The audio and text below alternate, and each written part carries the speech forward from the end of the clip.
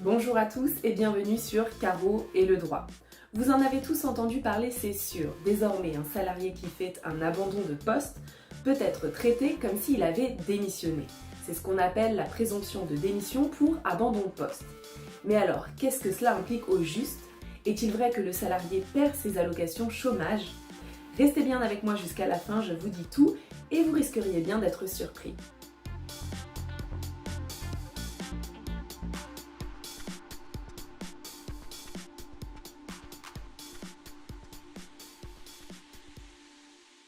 On le sait tous, jusque-là, il y avait une pratique qui était relativement répandue dans les entreprises et qui consistait pour les salariés à se placer volontairement en abandon de poste pour pouvoir être licenciés et percevoir le chômage derrière. Autrement dit, très concrètement, on avait des salariés qui soudainement ne venaient plus travailler sans autorisation de l'employeur et sans fournir d'explication.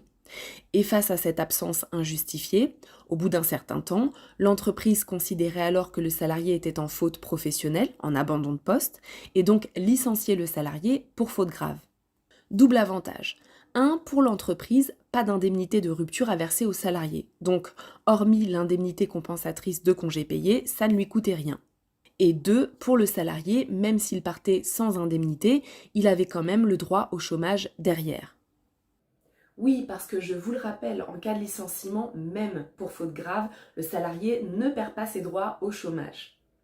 Cette situation n'était certaines fois pas si mal que ça, tant pour le salarié que pour l'employeur, et on avait même en pratique pas mal de licenciements arrangés.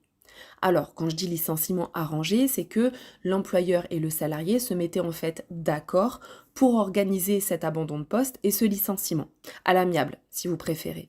Cette pratique pouvait être perçue comme une alternative où chacun y trouvait son compte. Une alternative à la rupture conventionnelle, car dans la rupture conventionnelle, l'employeur est obligé de verser une indemnité de rupture au salarié, et une alternative à la démission, car la démission prive, vous le savez, le salarié de ses droits à chômage. Sauf que la loi a récemment été modifiée. Désormais, qu'est-ce qu'on a? Eh bien, on a un nouvel article dans le Code du travail qui nous dit que si le salarié se place en abandon de poste, eh bien, l'employeur peut le considérer comme étant démissionnaire. Autrement dit, on va faire comme si le salarié avait en fait démissionné de son poste, avec toutes les conséquences attachées à la démission et notamment la suppression des allocations chômage.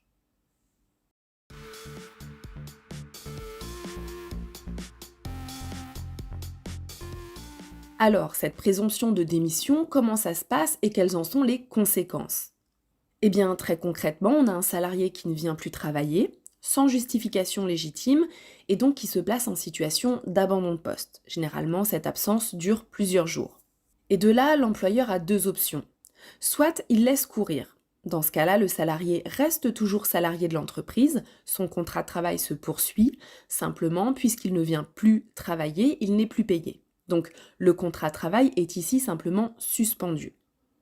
Soit, au contraire, l'employeur peut décider d'engager la nouvelle procédure de présomption de démission. Dans ce cas-là, que va-t-il faire? Eh bien, il va envoyer un courrier au salarié pour le mettre en demeure de justifier de son absence et de reprendre son poste de travail. Il va lui laisser un délai minimum de 15 jours calendaires pour ce faire.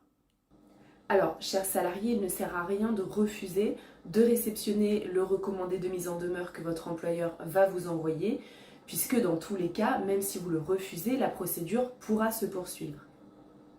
À réception de ce courrier, le salarié va pouvoir éventuellement justifier de son absence auprès de l'employeur.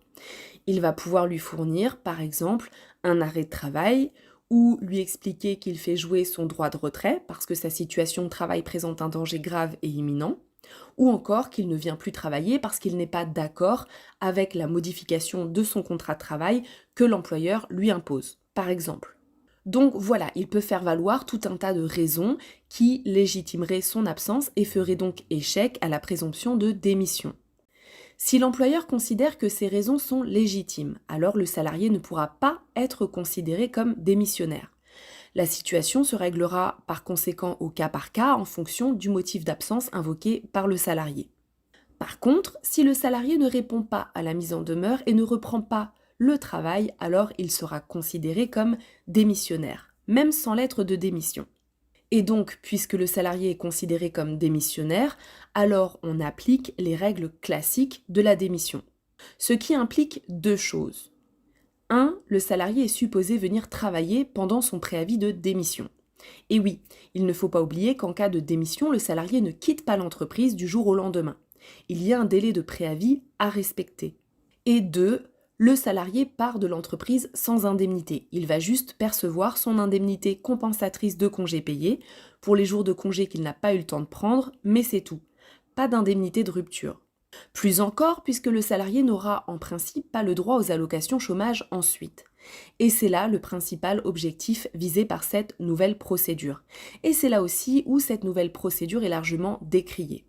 Pôle emploi va considérer que le salarié a démissionné volontairement de son poste et donc, sauf exception, le salarié sera privé de ses droits à chômage.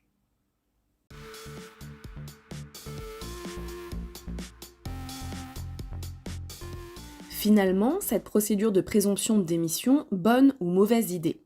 Alors, si l'on considère l'économie visée par Pôle emploi, c'est plutôt une bonne idée, effectivement. D'un point de vue éthique, on pourrait aussi se dire qu'après tout, un salarié qui ne vient plus travailler volontairement alors qu'il a un CDI ne devrait pas être traité à Pôle emploi comme quelqu'un qui perd, lui, involontairement son emploi. Il semble plus logique qu'un salarié qui abandonne volontairement son CDI soit traité comme quelqu'un qui démissionne. Tout ceci est entendable, bien évidemment. Mais, à ce stade, je dois quand même vous dire ici qu'à l'heure actuelle, à l'heure où je tourne cette vidéo, il existe une vraie incertitude quant à savoir si cette procédure est obligatoire ou non. Et de cela dépend l'appréciation que l'on peut avoir de ce nouveau dispositif. Aujourd'hui, on ne sait pas vraiment si l'employeur doit recourir à cette procédure face à un salarié qui abandonne son poste ou s'il peut, alternativement, toujours utiliser la procédure de licenciement pour faute.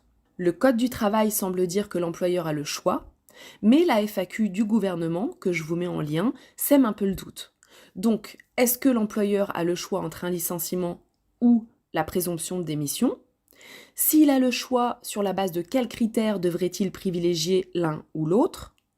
Ou au contraire, est-ce que la procédure de licenciement ne peut plus du tout être engagée dès lors que la présomption de démission peut jouer? On ne sait pas tellement, à vrai dire. Si cette présomption de démission est seulement facultative, alors quel est son intérêt? Car elle ne répondrait donc plus à son objectif initial, qui est de priver les salariés qui abandonnent leur poste de leurs allocations chômage. Si en revanche la présomption de démission est obligatoire, en effet, les salariés présumés démissionnaires en seront les premiers impactés. Mais il faut considérer que bon nombre d'entreprises aussi seront impactées. Et oui, la procédure de licenciement pour abandon de poste, c'était quand même finalement une solution intermédiaire, une porte de sortie dans certaines situations. Par exemple, elle permettait à des salariés fragiles, à des salariés en situation de souffrance au travail ou à des salariés en conflit avec l'entreprise de trouver une issue qui préservait un minimum leurs droits, droit à chômage en l'occurrence, sans avoir à confronter leur employeur ni à se lancer dans des procédures incertaines ou longues comme on le connaît par exemple avec la prise d'acte ou la résiliation judiciaire. Et cela était parfois aussi plutôt opportun pour les entreprises, parce qu'elles avaient là un motif de licenciement tout trouvé pour se séparer du salarié, qui, de surcroît, ne leur coûtait rien, contrairement à une inaptitude, par exemple, ou à une rupture conventionnelle. Et ça leur évitait bien souvent une procédure judiciaire où le salarié aurait pu faire valoir des griefs à leur encontre. Et donc, pour ces situations, à l'avenir, ne risque-t-on pas de voir une recrudescence des arrêts maladie, par exemple? Plus de licenciements pour inaptitude au travail. Ne risque-t-on pas de voir aussi des salariés dissuadés d'abandonner leur poste, rester donc à tout prix dans leur entreprise, alors même que la situation est dégradée? Ou ne risque-t-on pas de voir des salariés commettre d'autres fautes professionnelles éventuellement plus préjudiciables à l'entreprise pour pouvoir quand même être licenciés et percevoir ainsi le chômage? Doit-on laisser à l'employeur la discrétion d'apprécier si le motif d'absence du salarié est légitime ou non, par exemple lorsque le salarié abandonne son poste précisément parce qu'il reproche des fautes à son employeur? Ne risque-t-on pas tout simplement de voir augmenter les contentieux prud'hommes? Et puis reste qu'en l'état actuel, beaucoup de questions juridiques sont encore en suspens, ce qui est source d'insécurité juridique pour l'employeur qui voudrait recourir à cette procédure aujourd'hui. Pour toutes ces raisons, et pour d'autres sur lesquels je ne reviendrai pas ici puisque l'objet de cette vidéo était davantage de vous présenter cette nouvelle procédure. Mais pour toutes ces raisons, il est permis de questionner ce dispositif de présomption de démission pour abandon de poste et en tous les cas de l'aborder avec précaution. Les amis, cette vidéo se termine ici. Pour ceux qui sont encore avec moi, petite info supplémentaire, sachez que le salarié a la possibilité de contester cette présomption de démission devant les prud'hommes. À voir dans la pratique combien le feront. A priori, il est prévu une procédure particulière pour que les juges se prononcent rapidement, dans un délai d'1 mois en principe. Enfin ça c'est pour la théorie parce que dans la pratique, pas sûr que ce délai puisse être tenu. Bye bye.